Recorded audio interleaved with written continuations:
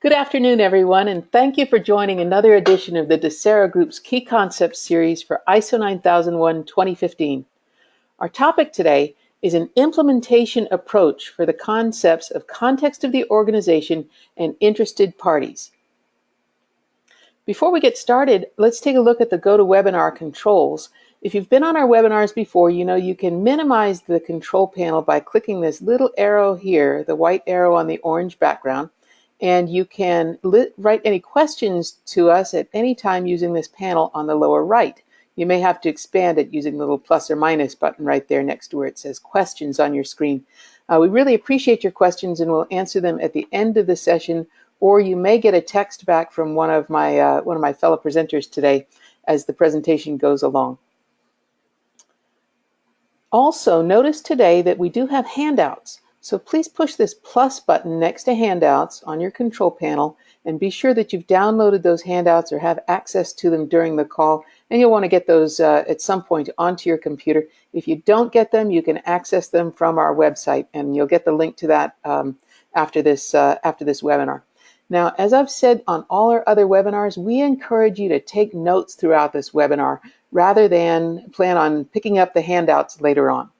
So you will get a few selected slides among those handouts, some of the ones that I think people will most certainly want to reference, but also you'll get access to this recording. You'll get an email within 24 hours with a link to where you can get the recording, and you can also pass that link on to other people in case they would like to get this webinar as well. And again, on our website, under the tab articles and videos right there, you'll be able to access this and our past webinars as well. In a minute, we'll get into the content, but first let me introduce DESARA. We're a consulting company that started back in 2008, and we help companies use ISO 9001 and other standards like TL 9000 and also even information security standard ISO 27001, among others. And we don't just offer training, but also on-site workshops to guide you through using standards, either using them for the first time or upgrading or getting more out of them than maybe you have in the past. Since we're consultants rather than certification bodies, we can completely tailor the training we give you, the advice we give you, and really work with you to get the most out of the standards. For example, one of our most popular services is a several-day on-site engagement where we give training on the new standard. We take you through a guided gap assessment and a project planning session so you can make your plans for how to implement in the coming year, and then also a leadership briefing where your key leaders come in and get briefed on those requirements that they most need to know about. We also do internal audits, either specific processes such as your quality process or your leadership processes or maybe your design processes if you don't have engineers who are capable of doing those audits so well, or even taking over the entire internal audit process while your internal auditors may learn as they go to become better auditors and get coached, or you may just not want to have internal auditors and save that cost, redirect those resources to other activities. We do these both to serve our existing clients and also to introduce new people to what we do. So I hope you'll get in touch if we can help you in any way. And I really love getting calls and emails with feedback and questions from anyone who's been on our webinars. And I guess I should introduce myself. My name is Karen Rosen. I'm the Vice President of the DESARA Group. And personally, what I love to do is consult and train and do internal audits for other companies. And I like to use my background where I've been in several different industries over the years, and I've consulted in even more. And I just really enjoy being out in the different companies with folks and developing training to specifically meet your needs. As we've had these webinars get started for the DESARA Group, we've asked people what's hardest about transitioning. And as we've asked hundreds of different webinar registrants, we've seen that the most likely response has something to do with leadership. Getting leadership to understand what their requirements are, getting leadership to provide the resources for implementation, getting leadership to be prepared for what they'll be asked in audits, getting leadership to take on the responsibilities that they need that are new within ISO 9001-2015. Well, it's up to leadership to establish the context of the organization and to understand and define and review interested parties' needs and expectations. So that's why today's webinar, I hope you'll take information out of here that you can use with your leadership team to guide them through defining and implementing the requirements of context of the organization and interested parties from ISO 9001:2015. And now into the content. The agenda for today is that we're going to give an overview of what's required in clauses 4.1 and 4.2 of ISO 9001, the organization and its context, and the needs and expectations of interested parties. And then a little bit of theory. Why did ISO 9001 add those requirements? As we go through what the clauses are, I'll be giving more information than just reading what's in those clauses. We've gone through those very briefly in our other webinars about what the changes are, but this time we'll get into what are some of the information that you want to capture when you're defining those. And then in the third part, we'll be talking about DESARA's approach to addressing the requirements, kind of the gold, silver, bronze methods, introducing business excellence model guidance for the gold standard method of approaching context of the organization and interested parties. And then 3 methods for how you can get it done. So let's start with the overview of the clauses 4.1 and 4.2. When you look at it, context of the organization drives the quality management system, where leadership then monitors and reviews it for improvement. So clause 4 talks about context of the organization and interested parties. It asks you to define the purpose of the organization, the strategic direction, the issues affecting success of your organization, and then to understand your interested parties and their requirements. And we'll go through some questions you might ask yourself about those in a minute. The context of the organization drives the definition of your scope. And the scope of that organization drives leadership to define its policy. What parts of the organization are applying ISO 9001 and to what extent. Leadership then defines the objectives and the plans and the resources and the needs of the people to support the quality policy, to support the scope of certification, and to address the strategic direction, the issues, and the interested parties that you've defined back from clause 4. Only after leadership has done all of these aspects can you begin using those work instructions and such that you worked so hard for in implementing ISO 9001 in the past. Only then can you operate your quality management system to achieve its intended aims. Then clauses 9 and 10 talk about using feedback from the processes to feed into top management, where top management is expected to reevaluate its context and the organization's context and its interested parties, and take another look at the scope and the policy on an ongoing basis. Context of the organization affects decisions on applying the ISO 9001 requirements appropriately. It's the frame you put around all of your quality management system. For example, the documented information, the procedures that you put out there, are held in the context of the organization.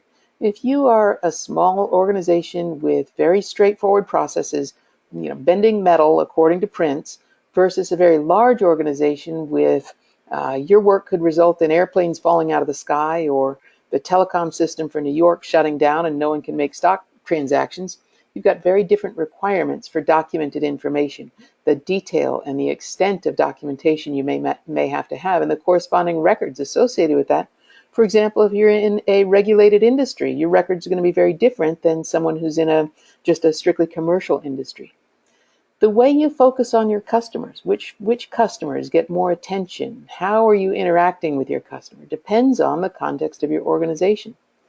The objectives you set up. Are you in a growing organization? Are you in an organization that's hoping to get acquired? Are you in a very stable place in your business? Are you part of a larger organization? That can help define your quality objectives. Maybe they're flowed down from your corporate offices, and that helps define your quality objectives. What you monitor and measure would be defined by the context of the organization in terms of what your overall business intends to achieve. If you're focused on speed, time to market, or on-time delivery, then your measurements and what you monitor within your organization are going to be different, perhaps, than if you're focused on innovative products, new technology. Maybe you're spending more money to use R&D dollars. Maybe you're a startup, and what you measure and monitor will be very different than if you're an ongoing business with time to market or on-time delivery concerns. The competency of your people. whether you're in a regulated industry or a high technology industry versus something very simple will be defined by the context of the organization.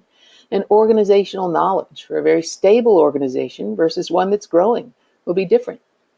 Likewise, your customer communications, the requirements of your product will be influenced by the context of your organization, and certainly the way you control externally provided products and services. For example, if your externally provided products and services come from a parent organization, a sister plant, or maybe if you have services that your services are only offered, you're a certified organization, but all of your customers are internal to a specific organization that you are all a part of, then your control of those products and services would be defined by the context of your organization. Now, you've probably all read this before, hopefully gone through our webinars or some other training on what does ISO 9001 say about understanding the organization and its context. Inside this box on the left side, it says what ISO 9001 says. This is a quote from ISO 9001. It says the organization shall determine external and internal issues that are relevant to its purpose and its strategic direction and that affect its ability to achieve the intended results of its quality management system. So what do you need to know? First of all, you need to know, and your management team needs to define its purpose and its strategic direction. Now, I bet if you ask your managers, they're going to say, well, of course we know that. Our purpose is to make money, and our strategic direction is to grow, is to make revenue. Well, there's probably a little bit more information they can put together around that, and the way it's communicated and reviewed that'll make a difference to how your management system is developed, communicated, and deployed. Second thing in ISO 9001 that you would need to know in order to apply clause 4.1 is what results, what are the intended results of the quality management system? We'll dig into that in just a minute. What are the results that you might expect from your quality management system? And third, you need to understand the relevant internal and external issues. We'll talk in a minute about what those may mean, and you want to make some notes on what some of those relevant internal and external issues that you want to define.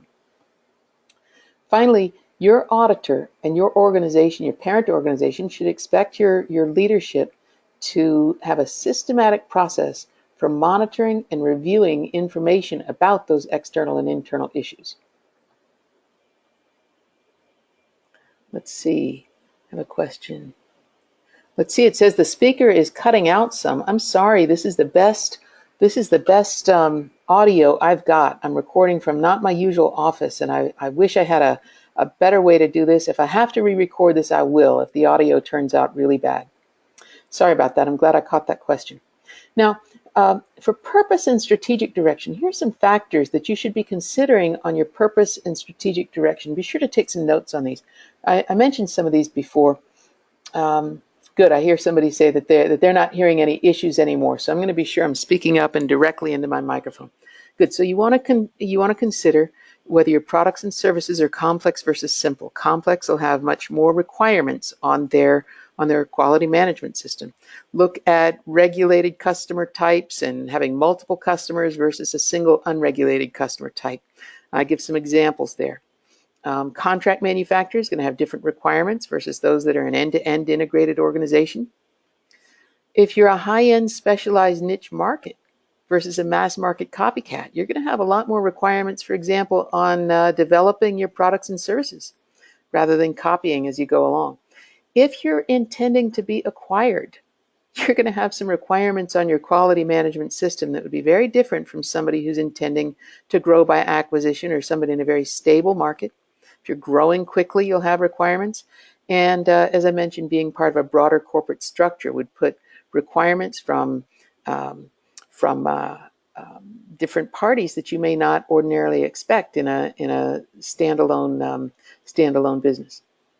Now, what are the intended results of your quality management system? Well, when we think of what a quality management system helps you deal with, it deals with quality, cost, and speed. And when you think quality, cost, and speed, realize that measurable objectives will come from some of those. And when you get into Clause 6 of ISO 9001, it says that you have to establish your measurable quality objectives at relevant levels, functions, and right down to the process level. So let's think what some of the intended results of your quality management system might be. I just created a table. I actually went through this in an exercise with a class that I just taught this week on what would they expect a quality management system to do for them. And they came up with a number of examples. I believe this handout, this is in one of the handouts of the frequently requested slides from this presentation. So take notes, you can also download it. But realize if you're thinking speed, of course you're thinking speed for being first to market or being, having on-time delivery. But speed is also affected by faster onboarding. If you're bringing in new employees to address immediate needs, you need to onboard them very fast, very quickly. If you have speed needs or cost needs, workforce flexibility may make a very, very big difference, but your flexibility also affects your quality. So each one of these different requirements that may be could be considered an intended result of your quality management system. And when you spell those out with your management team, when you get them to think, why do we even have a quality management system? It can help them link, this isn't just ISO for the sake of having a certificate. This is a matter of developing systematic ways of working that'll help us drive revenue because our processes make it easier to sell. This is ways to drive revenue because it's going to make it easier to be first to market or to get a bigger market or to get a bigger market share. It'll help us make profit because it'll help us lower our warranty cost. It'll help us have greater customer loyalty. So when your management team, when the leadership of an organization believes in the purpose of a quality management system, they're going to drive its adoption and usage and sincere application throughout the organization. So guide your leadership team through this exercise. What do we want out of our quality management system? And then what are some of those internal and external issues that could possibly keep us from achieving our management system aims? Well, now I find myself in a funny little position here because I've got my screenshot up and I don't have my notes in front of me. So I'm going to get my notes up in front of me and guide us along with this. When it talks about what are the relevant issues, I just don't want to forget anything that I intended to talk to you about. When it talks about the relevant issues, we're talking about issues that can affect your ability to achieve those intended results we just talked about on the previous page. And some examples of relevant internal issues would be things like your organizational performance, including your financial performance, such as new product sales. That for some organizations, that's a very important part of their organizational performance. But look at what your organization's context says is important to it. Examples of other relevant issues that can affect your ability to achieve your goals would be resources, such as your environment, your infrastructure, such as your IT capabilities, or maybe lack thereof, or maybe a big how the fact that your IT capabilities are determined by a parent organization or you've outsourced that. Consider your facility layout or space constraints. Those could be resource factors that could drive your ability to achieve your goals. Or your location with respect to your customers and suppliers. The fact that you're multi-site versus single site. Those could be resource factors that could affect your ability positively or negatively to achieve the aims of your quality management system. And then think of the human aspects of your quality management system. Human aspects could be things like how competent are your people? Do you have long-term employees? Do you have a lot of turnover? Do you have union relationships? Do you have multiple languages that could affect your ability to communicate with your employees, or maybe your ability to communicate with your customers? And then you have management-related internal factors, the internal issues that could affect your ability to achieve your aims of your quality management system. For example, maybe you've got a relationship with your parent organization, your corporate entity that can cause you to do or not be able to do things in the order or to the extent that you'd like to, or need to do some things that you otherwise might not wish you had to do this year. Maybe your organizational structure can influence your ability to achieve your aims, or just the way decisions are made within your organization. I once dealt with a very small organization. It truly was a mom and pop organization. Mom and dad were in charge, and the fact that mom and dad made all the decisions definitely affected their ability to achieve their goals. And then you look at examples of relevant external issues. I think it's easy to talk about the issues that are just internal to our organization. We control our destiny. But then some of these issues like economic issues, social issues, political issues, they may not seem quite so relevant. But when you think of the fact that maybe your suppliers have been doing business overseas, and some of those things may change with the political environment relative to laws the United States may enact or those other countries may enact, you may find that exchange rates or inflation or creditability may affect your ability to achieve some of your goals for speed or flexibility. On-time delivery may be affected by economic issues. You may have economic issues such as social factors, the local unemployment rate, if it's hard to get labor, or if labor runs right down the street when wages go up someplace else. Maybe the educational levels available in your area, the working days, holidays, union actions, public perception of your organization can affect your ability and your responsibility to achieve your objectives. And then talked about political and legal issues, regulatory issues, legislation, government stability in some of the countries where you do business. For a local business, not a big deal. For an international business, maybe a very big deal. You see how context of the organization, taking these matters into account, can affect your ability to achieve your aims. And then communication and competition around your market share, your competitive advantages and disadvantages, your market growth rate. So in that slide, I tried to point to a number of different factors that could affect your ability to achieve the aims of your quality management system. So first, understand what those requirements are, and second, understand um, uh, first of all, what the aims of your management system are, and then second, understand what the internal and external issues can affect those are.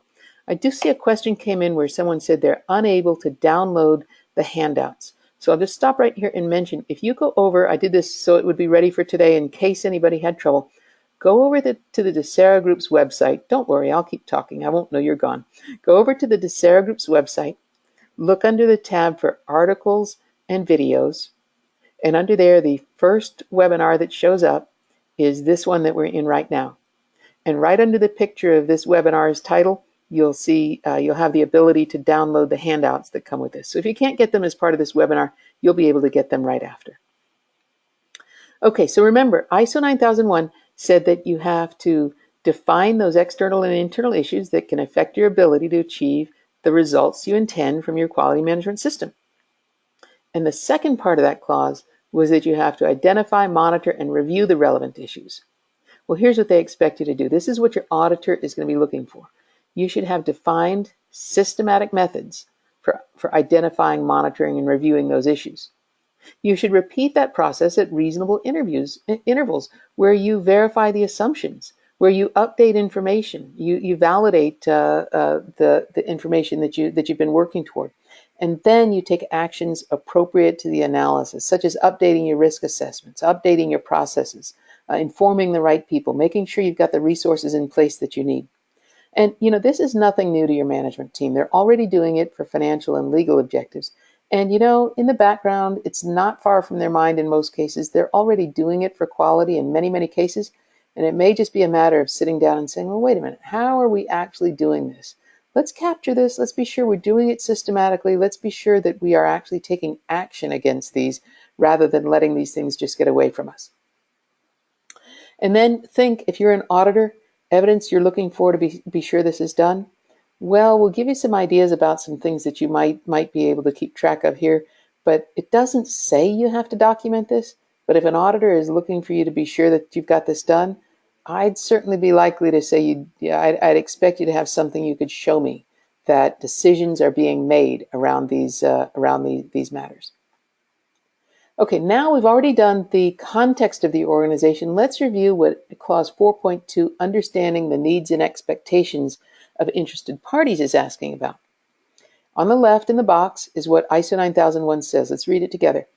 Due to their effect or potential effect on the organization's ability to consistently provide products and services that meet customer and applicable statutory and regulatory requirements, you have to determine A, your interested parties that are relevant to your quality management system, and B, the requirements of those interested parties that are relevant to the quality management system.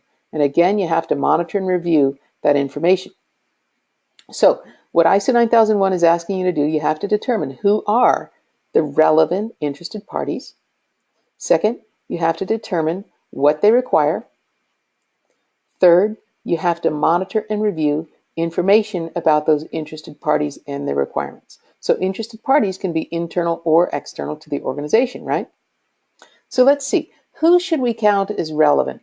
You could really get silly about this if you want to take it all the way to, all the way around the world to somebody who could possibly be affected by something your decision does. So it's up to your organization, just like you did in context of the organization, to define who those folks are. So when you should refer to both ISO 9001 2015 and ISO 9000, the guidance document, the vocabulary that backs this up. Remember that what the clause says, somebody is relevant because of their effect or potential effect on your ability to consistently provide what your customers and statutory and regulatory requirements need. So somebody who can affect or be affected by your ability to meet what it is you set out to do. Now, interested parties as defined in ISO 9000, they use the word stakeholder, but they're talking about someone who can affect or be affected by or perceive themselves to be affected by your decisions or activities. And they give some examples here: customers, owners, people within your organization, providers, you could call those suppliers, vendors, corporate processes, corporate entities whose processes you rely on, bankers. How about bankers? Well, if you have a huge quality spill that goes public, it's going to be kind of hard to raise capital for your next offering. Regulators, of course, can change things that could affect your ability to achieve your goals. Unions can affect or be affected by your decisions or activities. Your partners, many companies partner with other companies to get their products and services to market, and society in general. Interestingly, ISO says that your competitors or opposing pressure groups, in business it's typically competitors, maybe in nonprofits you've got opposing pressure groups, but competitors could affect your ability or influence your decisions around your quality management system. For example, think if your number one competitor makes a giant leap in its ability to provide product on time, or its turnaround time for making changes to its products, to update, its time to market gets much faster. Any kind of action that your competitors take that raises the standards in the marketplace could affect your business's decisions, activities, goals. Okay, so these are entities. The relevant interested parties are anyone who could have an effect or potential effect on your ability to do what you set out to do. So we've talked about the fact that you need to define the context of your organization, and you need to understand your interested parties and their requirements, and you need to routinely, systematically review the requirements for those context of the organization and interested parties. You need to review those on a systematic basis. So why did ISO 9001 add those in the first place? Well, if you've ever been in charge of implementing ISO 9001 or been one of the people going out for the audits and you get the ho-hum, we do this because we have to have a certificate, often the feedback from users of ISO 9001 is that people just don't see the business relevance of ISO 9001. But when you look back at that list of all those things you expect a quality management system to do for you, to influence your ability to achieve all those goals that are goals of any business, well, that's why you have a systematic way of addressing requirements of your business. So it really is truly relevant. What the folks who wrote ISO 9001 did was adopt some of the learnings from business excellence models. Maybe you've heard of those. Business excellence models like the Malcolm Baldrige Quality Award or Performance Excellence Award. I forget what they call it exactly. In Texas, we have the Texas Award for Performance Excellence. I know many other states have awards for performance excellence. And of course, there's the Singapore Quality Award. I believe China has a quality award. Japan has a quality award. There's the European Quality Award, EFQM, I believe it's called. Many quality awards around the world, and they have a lot of commonalities around definitions of what excellent businesses have in place. So the learnings from those business models, business excellence models, drove the authors of ISO 9001 to say that if you define the context of your organization and your interested parties, if you communicate through your organization and you guide your organization to use them, then you'll guide your organization to greater achievements. But ISO 9001 isn't as prescriptive as those business excellence models. They give you a lot of flexibility in how to define context, issues, interested parties, and requirements, but they make it clear that they're supposed to be used. You use those in defining your scope. You use those in defining your risk-based thinking, all requirements related to risk, starting with clause 6.1. So they expect you to have those defined up front. And as I said earlier in the webinar, they really draw a frame around all the different requirements of ISO 9001. And you could look at these requirements for context of the organization and interested parties and the issues and the requirements to be an advancement from the concept of having a quality manual that outlines your approach to ISO 9001. In the past, ISO 9001 required a quality manual that had your procedures or references to them and the scope of your management system and any exclusions. Instead, clauses 4.1 and 4.2 are asking you for an outline to your approach of achieving your results, the results that you expect of the management system. Outline your approach and who you're doing it for and who influences your ability, and you're going to do a much better job of achieving your aims. So at this point, when you're looking at implementing ISO 9001 2015 or auditing to it or being audited to it, these are the questions you're probably asking yourself. How do we go about determining those external and internal issues? How do I get my management team to sit down and do that? And where do we capture purpose and strategic direction? Is it a paragraph? Is it a big, long document? Is it okay to say that it's scattered throughout the business? How far do we have to go? We have to go all the way to anybody who could possibly be considered an interested party. And we know we already capture that information in a lot of different ways for requirements from our customers and from our suppliers. So what is really required? Do we have to document it all, and should we? And then how do we monitor and review all that information we're required to?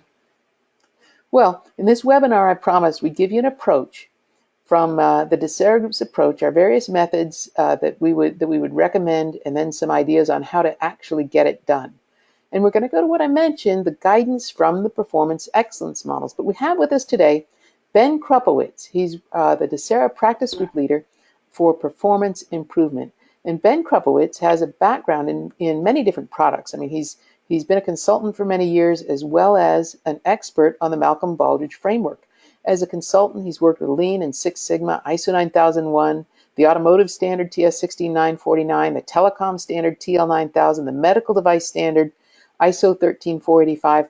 So I'm very pleased today that Ben has offered to be on this webinar and talk about his experience with the Malcolm Baldrige framework as an example of how you can get at these requirements for clause 4.1 and 4.2. So I'd like to ask Ben, welcome to the webinar, and I'd like to ask you to give us some information on how we can address these.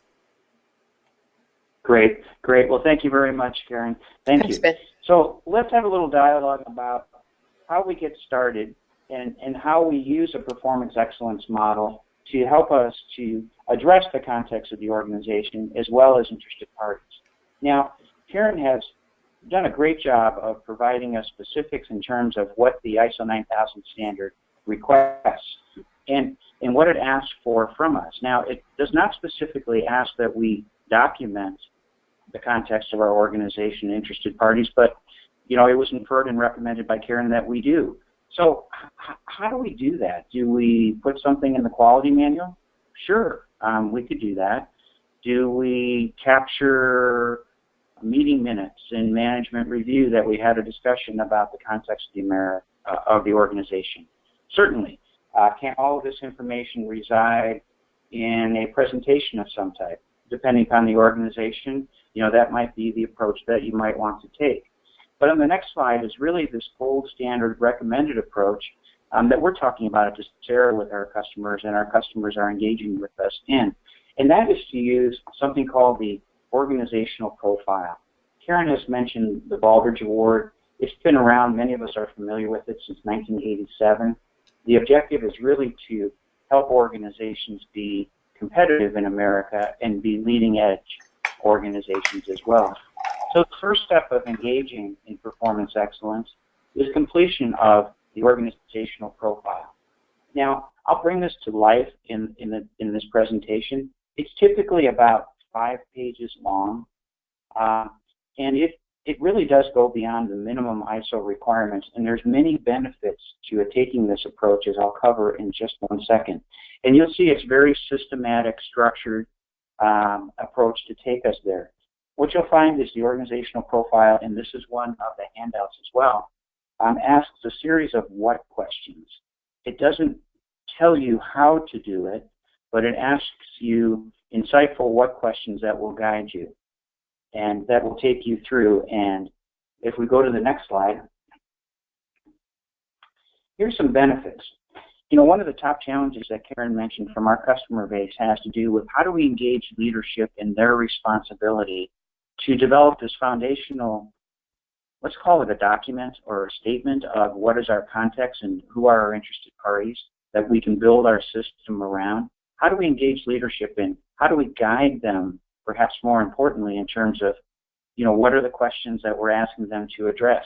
Karen did an excellent job of laying out some potential questions. And here we'll see in the organizational description or the organizational profile, it will give us very, very specific questions. So this will allow us to have a conversation about our organization's strategic situation. It's very interesting to watch these discussions occur because it can help us to understand where we might have misalignment in understanding within our organization, because many of these topics are just assumed that the organization understands, but that might not actually be the case. So it tends to be a spirited dialogue where we get on the same page as a management team and talk about where we are, how we operate, what challenges we face, as Karen mentioned, both internal and external. And this is really an example of an approach, as mentioned by calling it the gold standard, which is beyond compliance, and is really a first step to moving towards performance excellence. Now, there's a side benefit from taking this approach, and that is there are state-based organizations across the country that help organizations through the organizational profile, Baldrige, et cetera, et cetera. Now, these organizations, most state organizations, will review your organizational profile for you with a team of highly trained examiners for a very nominal fee. And they'll provide you feedback. They'll provide you feedback in terms of maybe some areas that are not specifically detailed enough to be understandable to someone with an objective viewpoint, areas where we might have too much detail or not enough detail, areas where there might be a misinterpretation of what the actual questions were in that particular area. Having gone through this process personally with an organization in the past, that feedback can lead to the second round of meaningful discussions with your leadership team about what's truly important within your organization. On the next slide, we'll get a little bit more specific. And on the left, what you'll see is the ISO requirements, and Karen will advance and will show you what is in the organizational profile.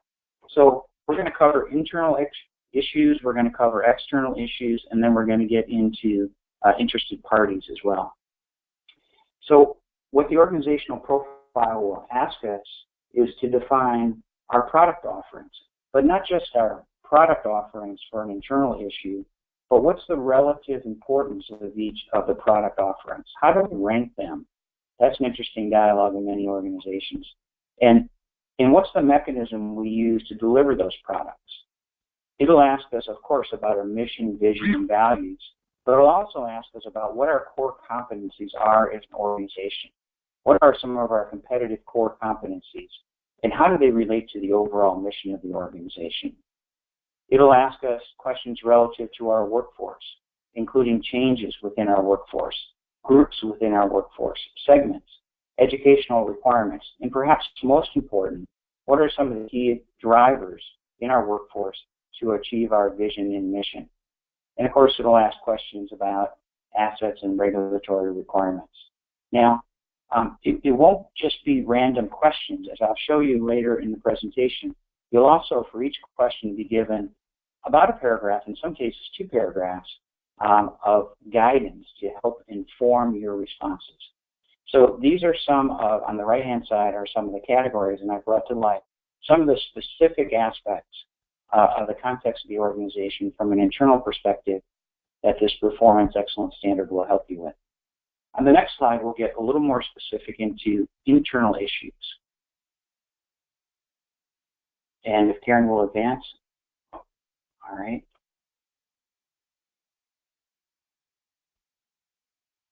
So here we get into issues. Bear with me here. Okay. Regarding our, Karen, if you can go back one slide. There we go. We'll get into questions relative to our competitive position, but more specifically, what's the relative size of our organization? Are we growing? What's our growth rate? Who are our competitors and what types of competitors? So this is the external focus. It'll ask us questions about, and this is interesting, key changes in our competition or our competitive environment. And the interesting part here is how does that create opportunities for innovation and collaboration for our organization? You're starting to see that this can be input to strategic planning. This can also be used to crystallize the key factors in your organization, which I would define as the attributes that influence how you operate, how you compete, how you generate success, and how you can be successful moving forward. So continuing, so we've talked a little bit about competitiveness. Also, you're asked questions relative to the comparative and strategic key challenges and activities within and without your industry, which will translate to what type of data can you use to compare your organization to others, be that a direct competitor or someone who might be leading edge or best in class in your organization. The last question is somewhat unrelated to the specific ISO requirement, but an interesting question nonetheless. It asks us to define the key elements of our performance improvement system.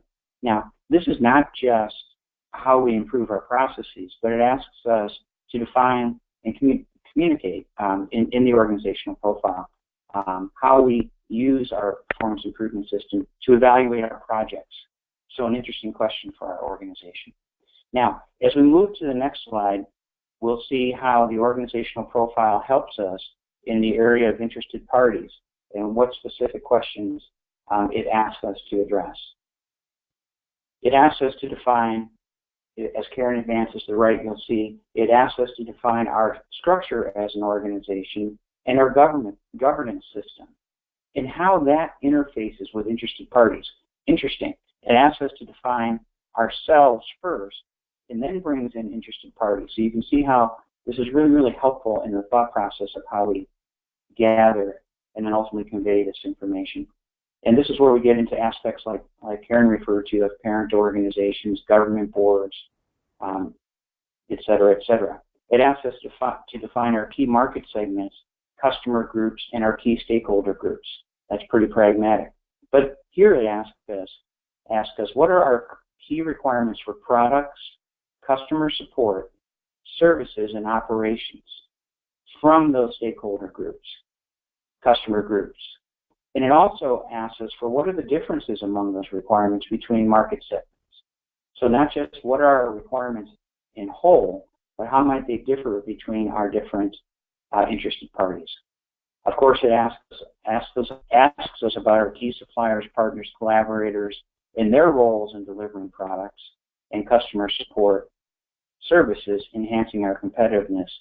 And then it ends with key mechanisms for communications and the role suppliers, partners, collaborators play in innovations, as well as our overall supply chain requirements. So we can see how the organizational profile will help us through the what questions to specifically flush out and develop a draft. I mentioned 5 pages. Some organizations' organizational profile might be shorter. Some might be challenged to get it done in 5 pages. Now, as we move to the next slide, this is what it looks like. On the base page, you can see the blue font. You can see some of the initial questions that I referenced in terms of our product offering, our mission, vision, and values. And then you can see in the pop-up how we have the guidance or the notes that correspond directly with those questions. So basically how this works in a group setting, and Karen will talk about some mechanics about how to get this done next, which will really bring this to life. We can be working and asking ourselves or our group these questions and then looking for guidance to help us to come up with the answer. So in summary, we've discussed how a performance excellence model can help us. And I'd like to just highlight some of the benefits of how the organizational profile can benefit us in utilization to help us to define the context of the organization and interested parties. It really gets right at addressing that engagement of leadership. This cannot be done by one individual. It really needs to be a discussion, and Karen will talk about that as well. It provides us a structured approach. It identifies questions that we need to address. It helps us with the engagement that we're all looking for in our quality management system. It helps us with alignment within our organization. And when it's coupled with the monitoring and the review process, which the standard asks us to implement, it provides a foundation for improvement in terms of where we were and where we're trying to move. So with that, Karen, I'll turn it over to you for this section in terms of how do we do this? How do we move forward? Okay, thank you, Ben.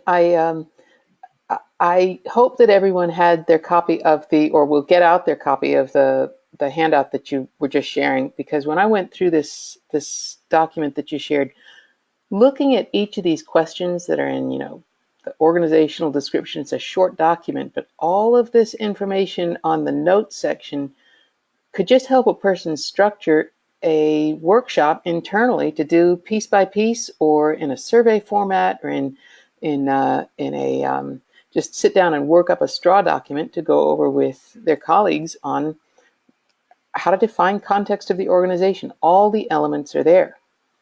So what I'd like to share with you guys is 3 different methods that DESARA can work with you on, or you can do on your own, but just some ideas for how you might get your management team to work through defining context of the organization and interested parties.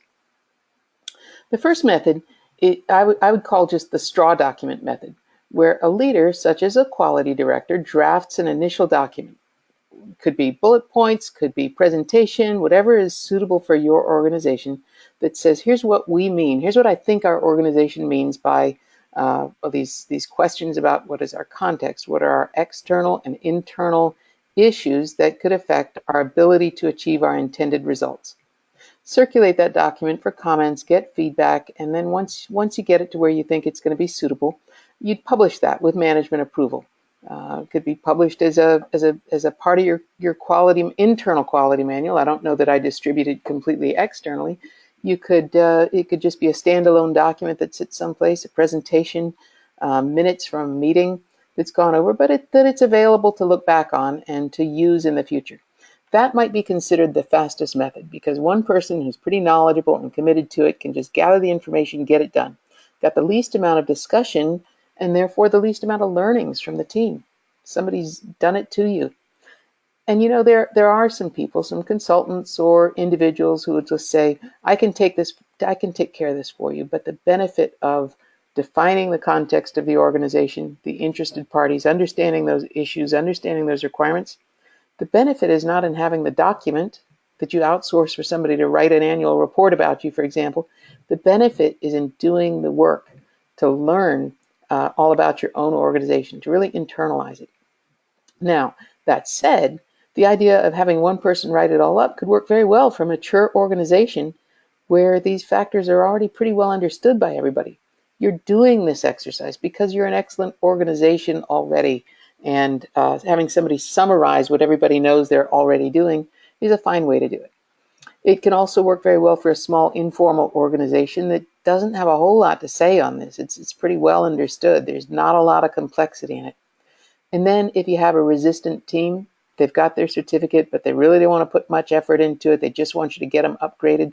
This can work well with a resistant team. Get a starting point. Maybe when times are easier in another year or two, you can begin to upgrade little by little and add to it. And you'll get enough to get through your transition audit by having one person really take responsibility for it. That'll be the bronze method. What I call the silver method of working on these definitions would be more of a team approach. You still have a period of input gathering and then create a straw document. For example, a leader would facilitate some input gathering. You might pull out some of those questions from today's webinar, some of the questions, the selected questions that mean the most to you from the organizational profile handout that's included in this webinar, or just using your own knowledge from your perception of what ISO 9001 2015 means. You could put it out in terms of written surveys. You could put it out in terms of going around and doing some interviews with different teams or some one-on-one interviews with your peers. You could actually even parse that out among people or groups to assign certain questions. And then you'd come back with a leader drafting a straw document for review and approval. And this can be dragged out. It can be the slowest method. If you really are trying to get everybody to contribute their piece of it, the facilitator may come out to be sort of the group nag to get everybody to turn their parts in. But it also raises awareness because everybody has to do something to get it in. It could lead to strong buy-in. It could lead to discussion. So this could work well where you've got a resistant team, but with a strong leader who's really going to push everybody to do their part, to begin to learn about it, to contribute something. And it can also work well if you've got teams who are working well remotely or teams who are hard to assemble. Parse it out. Have some small group meetings. It's hard to get everybody together to do one big workshop with everyone. And then when you've got a high functioning team, maybe that already understands this very well, takes their homework seriously, it could work very well to turn some of these pieces out to them. So neither the bronze nor the silver. The fact that I'm calling them bronze and silver doesn't mean they're bad. They fit for different kinds of organizations, and it depends on how strong the leadership is and the ability to assemble people and your culture in terms of getting things done. And then the third method, this would be the gold method, would be to pull together your team for 1 or 2 full group sessions. You'd probably give them some pre-work and some homework for information gathering, maybe some reading, maybe bring some of their ideas in with them, because you've always got those people who think best when they can sit down by themselves to do the thinking rather than think on their feet in a meeting in a small group. And then you have a facilitator, and this is where DESARA comes in. This is the kind of thing Ben does with groups, I do with groups, different ones of us at DESARA do, where we facilitate a guided discussion and we ask those hard questions and we challenge the answers. Okay, we kind of move you away from groupthink or taking the immediately obvious answer, guide you into some areas that people say, oh, that's not really important, but some people may think it is, so we stimulate the discussion to get through some of the questions that might otherwise be overlooked. Now, this could conceivably be the fastest method because you get you get it done in 1 or 2 sessions with somebody. Still, you have to write up something, whatever you're going to take out of it, and turn it around. But it has the drawback of being a major effort to get people together if that's a hard thing for your organization. It does, though, give you an opportunity to do some education and some team building, and it can lead to a lot of buy-in and discussion because people have been in on the creation of the document. Whatever you come out of this with, a presentation, a few pages, notes, whatever you have, everybody understands it because they were there as it was discussed. And then it prepares the team for ongoing monitoring. When you do this kind of thing again the next year, it won't be as big of an effort, but everybody will remember that input that they put in before and they can build on it. So that can work very well where you've got a committed team that wants to learn this stuff, that wants to grow from it, where you've got strong personalities who really say, everybody will get their voice heard, and those people who don't tend to speak up will get heard if we have an outside facilitator. And maybe you've got somebody within your organization who can be that independent facilitator, but if you don't, that's where DESARA can come in. Also, if you've got busy teams who won't do their homework, who won't even take the time to give feedback on a straw document, this is one way to get everybody to commit their time, come in all together, let's just knock this out. It's like we're going to clean the garage on Saturday, everyone. And then finally, it can work with a resistant team to help them develop buy-in because there's group interaction and there's strong leadership and there's clearly management that the key people want to get this done, and you get everyone involved and you get it done. So those would be the 3 methods that DESARA would suggest would work well for getting context of your organization and your interested parties defined. And we've blown through a lot of information very quickly on this. We've only got 5 or 6 minutes left in here, and I've had some questions come in. I've tried to have folks answer them. I know I wasn't quite on the ball with clicking some of the slides, so if there's a slide you need me to go back to or say more about, please say so. And while the questions are coming in, I'll give you some time to type. I will go over a little bit about what DESARA has that we can offer that can help you maybe get some of your implementation done, your transition. The first step you have to do in order to transition to ISO 9000 2015 is the key people need to really understand the standard. So we've got a management briefing session we can do in 2 hours or 4 hours. I've done it in a full day event. These are the kinds of things that companies say, I don't have the time to fully understand this. You've studied it. Come on in and give us a one-day briefing. I've also done a 2-day implementation session, even a 3-day implementation session. And in those, we do that paper-based gap assessment and project planning. We say, what do we really need to do in this organization to get the implementation done? And how do we time it out? And do we have the right resources to get it done by our 2017 audit, or should we wait till 2018 and for whatever reason? Now, your internal auditors you already have will need to transition. We've got internal auditor transition training. We recommend, it's a good idea to put your existing auditors right through an internal auditor, new auditor training course. We can offer that in a 2-day or 3-day or even 4-day version with exams or without, and we tailor it exactly to your organization's needs, focusing on what you guys do, where we can pull in some of your actual audit examples. We can pull in what I like to do on the last day. This is the most valuable, the 3rd day of a 3-day class or 4th day of a 4-day class, where we have the auditors break into groups, preferably with experienced auditors guiding the new auditors to go out and do some of the gap assessment as well as routine audit work and knock out some of your audits, your internal audits that you need to do for this year. We can do training at your facility on any number of topics that you may need, risk-based thinking, other topics you want to do. And we can also do custom workshops that focus just on one thing, such as just a 1-day workshop to focus on context of the organization and interested parties, or a 1-day workshop to go over all the requirements related to risk-based thinking and some methods for addressing risk-based thinking. Those are some of the examples that we have. You'd find those on our website under the training tab, or you can certainly just hit the contact us button or contact us through our phone number, which is included in all of our emails. Let's see, I've had one question come in here. For a large organization with corporate headquarters, would you recommend having the corporate QMS provide the context and interested parties, or is it better to provide the framework so each site can consider their differences? Actually, it really depends on how the quality management system is set up for the satellite operations. Here's an example. I know of one company, a global organization that has one quality management system that covers their entire organization, over 50,000 people. They start auditing in January. They don't complete their CB audit until June to get through all the sites, and then that certification body adds all of that together. They need to have one corporate QMS, therefore one corporate definition of context of the organization and interested parties, but they would also need to define that at the different levels and key functions throughout the organization. They're going to have many different levels of that. That's part of the context of their organization. If, on the other hand, you've got a corporate QMS and then you've got different plants that each maybe even have individual certificates. I'm working with an organization like that right now. Each individual site has its own certificate. And I believe from who I see asking this question, that's the way you're organized. What I'd recommend in that place is that the corporate QMS defines that up front, and the different sites can use that as a template, either recommended or required, depending on how much control you have over their individual quality management systems. But if you do yours first, then they can use it as a template and avoid reinventing the wheel and have the level of detail that you would expect of them.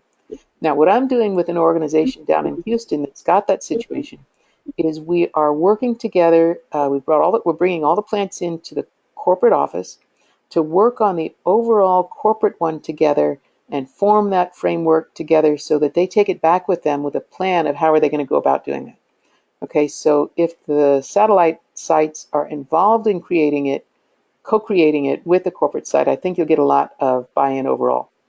So the answer to the question is how you do context of the organization for a multi-site organization depends on the context of the organization, depends on who the interested parties are, depends on the level of control that corporate has over the individual entities.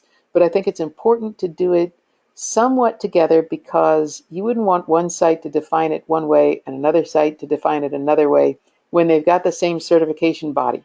Okay, it'll just align you guys a lot more if you do it somewhat in coordination.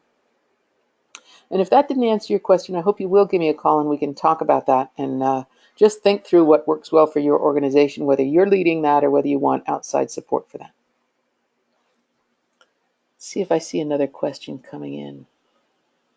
That's all I see there. Again, I've tried to give you a whole lot of information. I hope you pull those handouts, and whether you're doing this internally, you're the leader yourself, or you're a team member, and you can provide some of this information to folks in your organization, or whether we can help you in any way. We don't charge by the phone call or anything. We welcome the chance to talk with you, and I hope that you'll watch your emails for the recording, which will come out tomorrow. Oh, another thing, I hope that I'm going to be able to give you a link to where you can find some sample organizational profiles that winners of the Baldrige Award have put out online for anybody to look at. They're abbreviated versions. They don't give you all the nitty-gritty inside information, but they'll give you an idea of where you can start. So I'll try to include that in the reminder to download the video tomorrow. And please keep an eye out. We'll be sending out the invitations to our next webinars. And I want to thank everyone. We've had a great turnout for today's webinar. I want to thank you for participating today, and I hope to hear from you in the future. Thanks for joining us. Bye-bye.